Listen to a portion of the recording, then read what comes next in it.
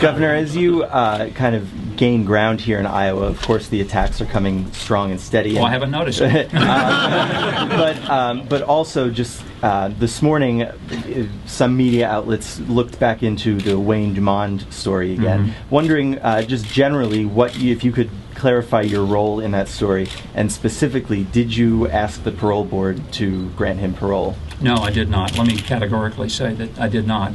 And it's really interesting, if people want to really look into that record, here's the chronology and here's the timeline. I'm going to try to do it as briefly as I can because it's been delved into repeatedly, normally during an election year.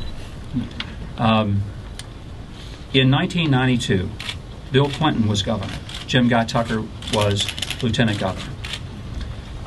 And during Bill Clinton's governorship, while he was out campaigning for president, Jim Guy Tucker signed the papers to commute the sentence of Wayne Dumond to parole eligibility.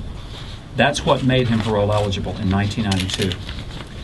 He had been convicted of rape in Forest City, Arkansas, and during the time he was awaiting trial, he was hog-tied at his home and castrated. His testicles were later placed in a jar on the desk of the sheriff. It was a brutal, amazingly just complicated case.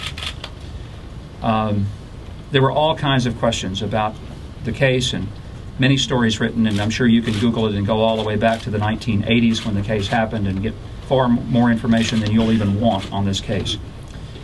For reasons that Bill Clinton and Jim Guy Tucker would have to answer, not me, the sentence was commuted in 1992.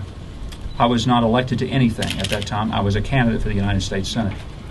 I was elected lieutenant governor in 1993. In 1996, Wayne Dumond had requested another commutation for time served because the parole board had not granted parole even though he was parole eligible. Let me make it clear, governors in Arkansas cannot parole anybody. The parole process is separated from the governor. The governor can commute a sentence to make him parole eligible. The actual parole is handled completely separate from the governor.